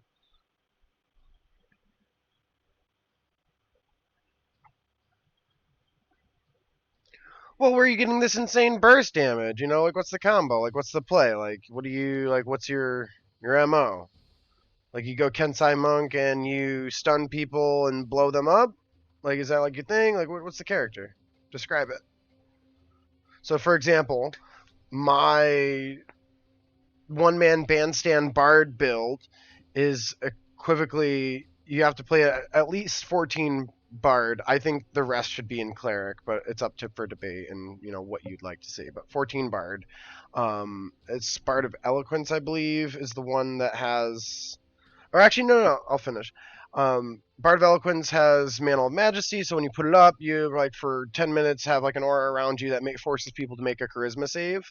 And then the concept is you force people to make a Charisma save. You also put Sanctuary on yourself, force them to make a Wisdom save, and you essentially just sit in the middle of the battlefield, unable to be touched, because it takes people 2 saves to get to you, and then um, you could go a little bit into you could grab counterspell with your magical secrets, and then you could grab shield with your magical secrets. So like now they gotta get through two points, and then you can shield up. And you know, so there's a lot of ways you can like add to that. I think that's the flavor. But the mo of the build is you stand in the middle of the battlefield as an untouchable bard god, and you cast spells the entire time without the ability of being touched because you have sanctuary and you have your eloquence up. Um, so you can say, I don't need a lot of AC, I don't need a lot of HP, and you can kind of just be out wherever you want to be instead of being the bard that has to hide way back or yada yada or put a bunch of points into AC. Um, so the gimmick, I think, of that build is you do a one-man bandstand where you're just like pulling all these little levers and stuff, and you got a drum that is on your foot, right? Which could be a fun concept in its own right. But I think a much more um, nimble approach or delicate approach is doing like a magical enchantress bard who maybe has a magic carpet as their mount, or maybe they have acquired a hover speed or a fly speed, right? So, or which they have the ability to hover, and they just kind of sit there with like this big long guitar or something, and they're just strumming like little beats, but like you know, like Jabba the Hutt, like you're just not moving, you're just sitting there and you just float around the world, right? But whenever things get dangerous, you just put up your charisma aura, put up your sanctuary aura, and just keep casting your spells, and you know, like you don't run away, like you don't move. You could flavor the character many different ways, right? That's the mo of the build. Um, what's another one I've been thinking about? Circle of the Stars Druid. There's actually 2 builds I want to do on Circle of the Stars Druid. Excuse me, I need some water. The first one would be just a concentration master, where you pick some high key concentration spells that you always want to have up for your party, and then you always run the dragon enhancement that gives you at least a 10 on your concentration save, and then you get a plus 10 on your constitution, an advantage on that. So you're rolling at least a 10 plus 10, so your minimum roll is going to be like a 20 on your any con save that you make, and that has advantage. Like, you tell me, unless you're getting hit for like 80 twice, which would kill you, you're not going to fail a con save, right? Anything lower than 10 is an auto save. Okay, so it builds more for flavor than power build. Okay, cool, cool. Which is very much like the Eloquence Bard that I was describing is very much a flavor build. Like, it's just taking Sanctuary and the Charisma save and saying, hey, you attack me, so make a Charisma save. That's the only play, and everything else past that is just flavor. So you deal 1d8 plus 5. Oh my god, dude, these random ones come in. I gotta have to like thumbs down them or something. There we are. So if you can have plus 5 necrotic damage, you can burn a spell slot to add 5d8 force damage. Where are you adding this force damage from? Is that all Fiend Warlock? Or Kensai Monk? Which is most of the build is Kensai Monk.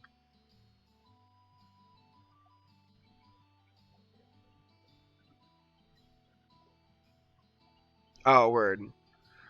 I mean, there's nothing wrong with power building, and it sounds like you are a little bit. Like, you just listed off how much damage in one turn? Okay, you're 14 Warlock, and then, yeah, most of the damage is Warlock. Yeah, Warlock is kind of like power loaded in and of itself.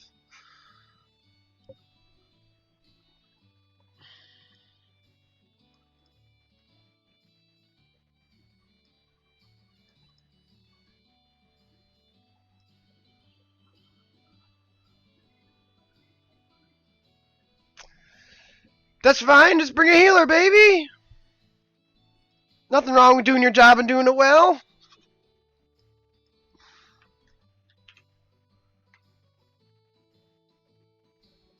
Nothing wrong with doing your job and doing it well.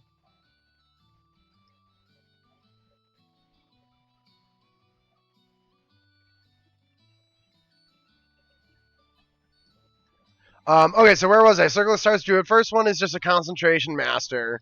You could very easily get to a point where you would never fail a concentration save, or unless you die, which you'd automatically fail, or if you went to saving throws, I should say. And then the other one is kind of a power build in its own right, and the flavors, well, a little weird. You'd have to like get into it a little bit, but you take the Arcane Archer from Circle of the Stars Druid, and you just maximize that. You grab Fighter, level 2, you go Druid, like 14 to get all your Druid buffs.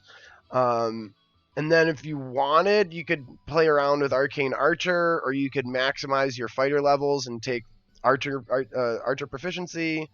And it's just literally, if it's a small guy, you shoot your bow, you arcane shot for the extra d8. If it's big guy, you fake shoot your bow, guiding bolt, arcane shot, and just guiding bolt, arcane shot. Like, so that's all you do is shoot. And just like you just get this gnarly d8 on the back end, all your stuff that scales up with your druid level. You get free access to guiding bolt, utility spells. You're just a gnarly archer.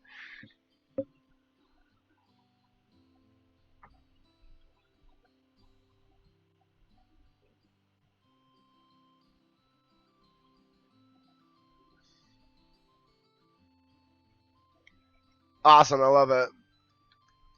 That's got such edge to it.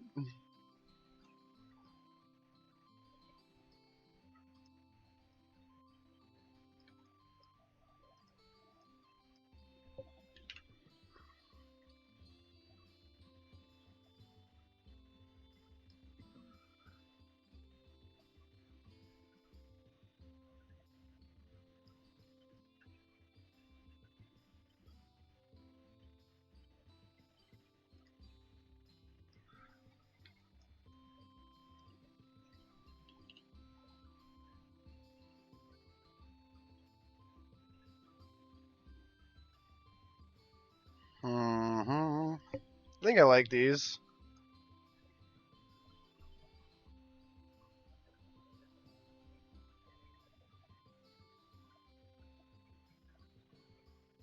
You like gender bending characters?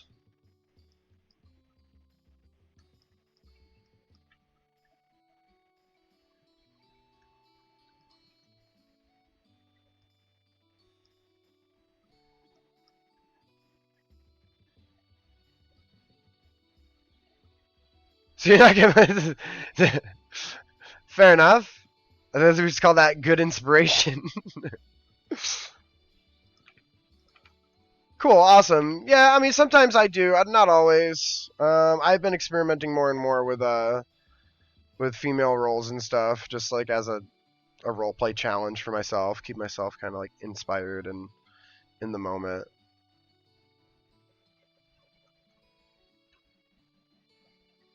And like I just think some story arcs and character concepts just work better with a female portrayal. So depending on what you're trying to achieve.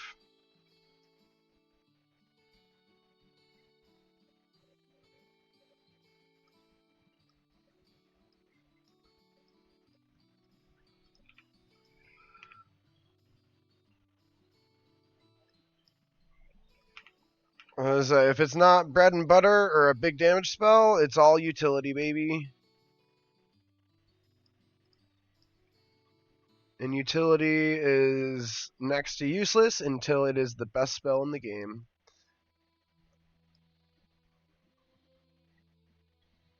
So it's nice, I think.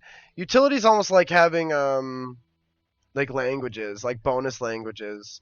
You're like, oh, I'm gonna have Celestial on my language proficiency for literally 90% of the game, and it's not gonna matter. And then like there's gonna be this one time where you talk to a god or an angel, or there's like some biblical text, right, that you need to read, and you're like, hey, I have Celestial. Isn't that cool? Let me use that, right? Like that's and it's the key to the solution to all the problems, right? So same concept, I think, with utility spells. Is like they can sit on your spell sheet for ages and never be used once. But when they're used, they're normally really useful.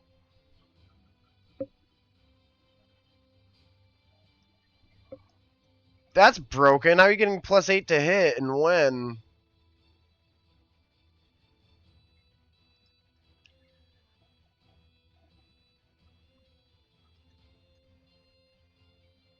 You're like, I want to be a Fey character. How can I spin this character into a Fey? And the cool thing about a Fey character is anybody can be from the Fey.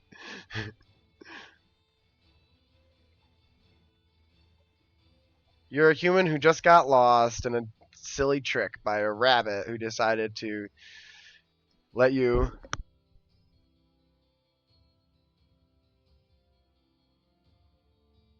decided to steal your lunch and let you chase him into a tree stump. You know, like boom, look at that. You're very human and you're in the Fey.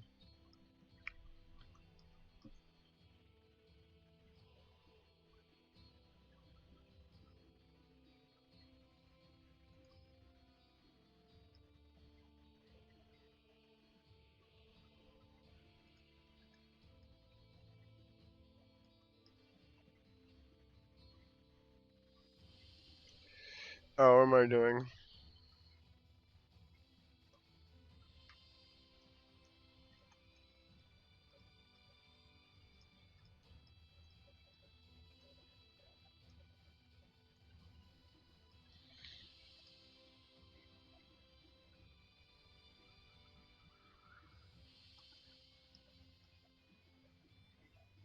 I guess my whole concept here is that the players are going to need rest, and this is like a way to say, hey, take a rest. You're going to be here for a while.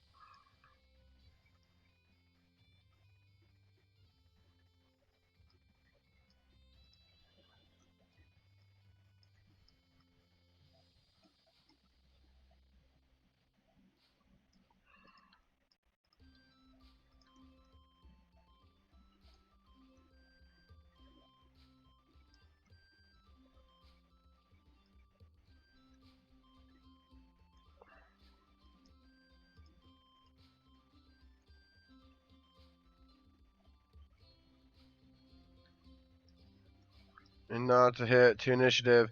Okay, get out of here, Sakura. Over here. I'm not trying to power build. I'm not trying to power game. But let me take very human and take +8 to hit at level 1.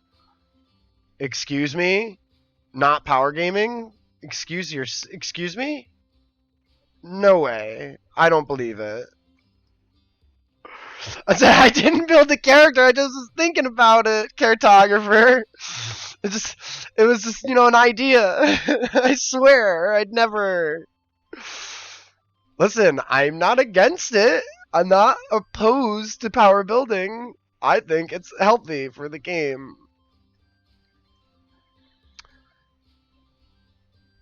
I think the concept sounds cool, and I think there's a lot. Like, I like to use power building to encourage me or give me inspiration where I have none for a character, right? A lot of times I'll have like a bunch of different ideas of a type of character, like they were a farmer, or they were a blacksmith, or yada yada yada, right? But then I can't justify, how they have these abilities and how this character came to be a paladin, a warlock 3. So I like to build the character that I would want to build. This is like only in the case of like we're starting the game at like level 10, right? Level 6, level 8. Where I'm not. So I have all these levels to begin with. So I'll build the character I want to build on the sheet, on the paper, with the abilities and stuff. Like, I want to be a tank who has really high damage, right? So I'll do that. And then I'll be like, what pieces do I have here to? And I think sometimes you can get really interesting characters. And one of the characters that I've gotten to this assumption on is an abjuration tank. So there's a super meta power build combination where you use fighter, you use cleric, you use warlock, and you use wizard. The fighter's optional, but I like throwing it in there because it saves you a feat for the cost of a couple levels. But what you do is you get yourself the temporary shields from Abjuration Wizard. You give yourself, I guess you could get the heavy armor stuff from Cleric as well, if you took the right domain. So you didn't have to take Fighter. Abjuration Shield, you get Hunger of Hadar, which gives you more temp shield, and also, Armor of Agathis, excuse me. Armor of Agathis, which you can only get through Warlock. And so with those 3, the character I did was the 3. It was Cleric, Warlock, Wizard. And I successfully had created a story where a character grew up in the world of the church. I think they were an orphan, or I think their dad died in the war, and so the cleric became their father figure, and they worshiped Mistra, and the rule of magic and the law of magic was their god, Mistra the god. And in these studies, she found a passion for magic, and more specifically abjuration magic, and she beseeched the god of abjuration. I'm blanking on his name, who is actually the sub-deity of Mistra. So I took the goddess Mistra, and then took one of her sub-deities, became a warlock of him, the god of abjuration. And then, with this newfound inspiration, being a cleric warlock, I said, I'm going to go to the city, because I grew up in a small town. And in the city, I'm going to study to be an abjuration wizard. And now I have these clerical beginnings into this passion, devotion to a warlock who becomes obsessed with their studies to become an abjuration wizard that has a story that actually makes sense to have a three-way multi-class to make this really, really, really powerful temporary shield tank where you have like 20, 30, 40 points of temp shield, and anytime someone touches you, you go boom and they die. So you're almost like untouchable in the sense of your DM's like, I'm not going to attack you because I know you're going to blow everything up. So guess where I get to go? Everywhere.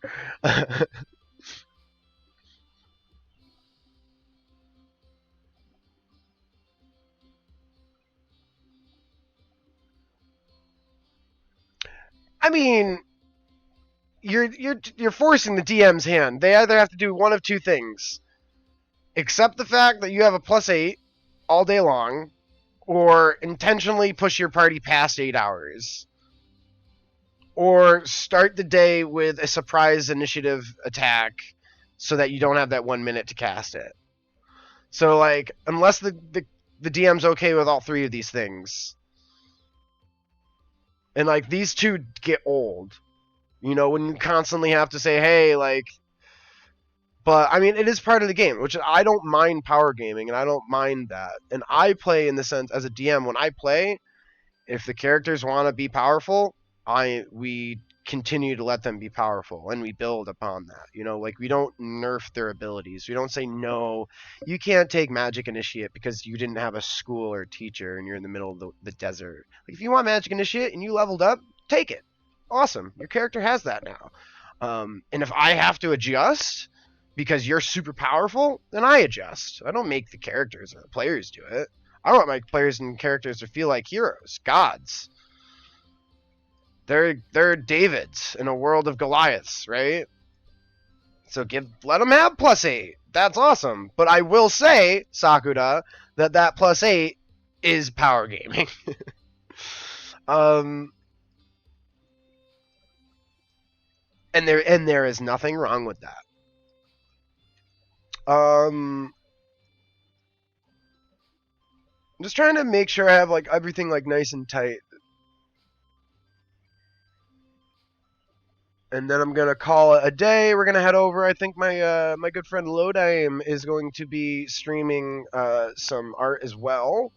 They're gonna be painting some models for us that they so graciously give us free files to on their Patreon. So go check them out. You can definitely go check out my Patreon as well. This map that you see here will be part of the D&D module that I will be releasing on my channel as well. So look forward to that. Yeah, thanks to everybody for coming. Appreciate y'all being here. Thanks to my Lurkerilla. Please come back because we got the Camarilla tonight. Vampire the Masquerade 5e with my friends at 7 p.m. Eastern. Should be a good time. Always love vampires. Maybe maybe I'll get the teeth in today. Maybe I'll try to get the vampire fangs in for season 2. We're just starting up. They're hard to get in. My teeth don't have the right shape, and like the gel just doesn't like stick. So I gotta like figure out how to do it. I think you gotta have like dry teeth. So I gotta make sure like dry your teeth off before you try to get the vampire fangs on. So we'll see.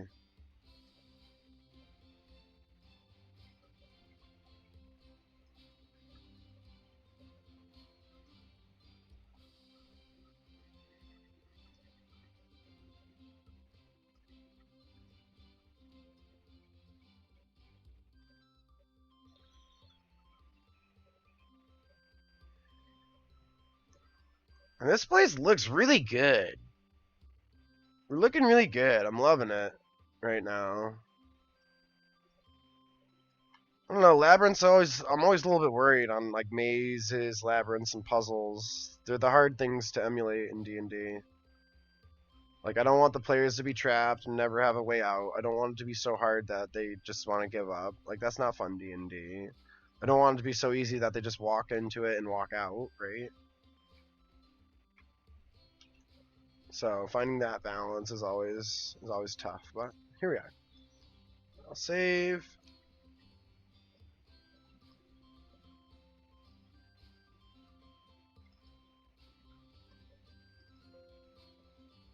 Yes, replace. Alright. Well, it was nice chatting with you, Sakura. Gabby, you're lurking somewhere, I bet. So I hope Low has got their stream up and booted.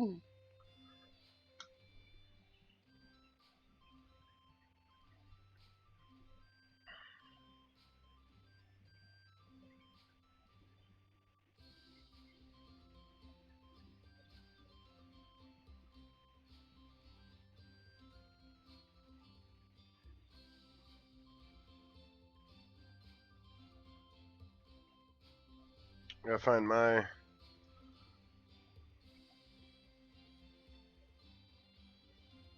There we are.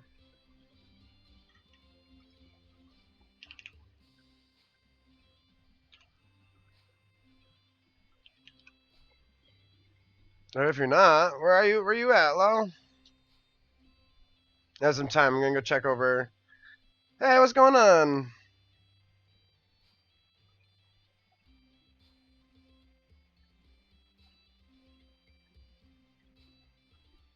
Just your average spam bait on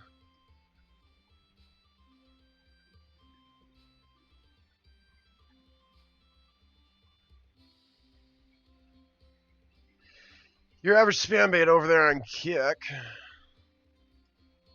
Whereas let's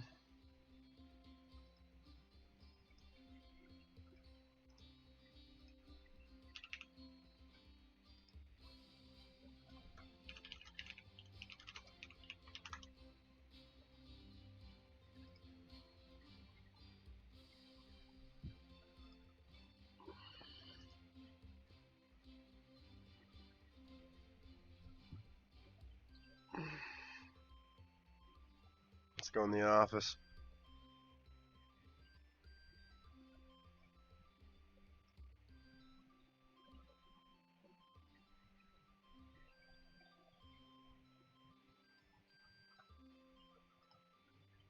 Just checking something out here.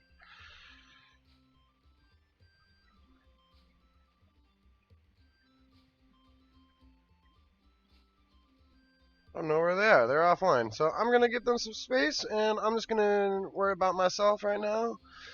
Thanks everybody again. We'll see you tonight, 7 p.m. Peace.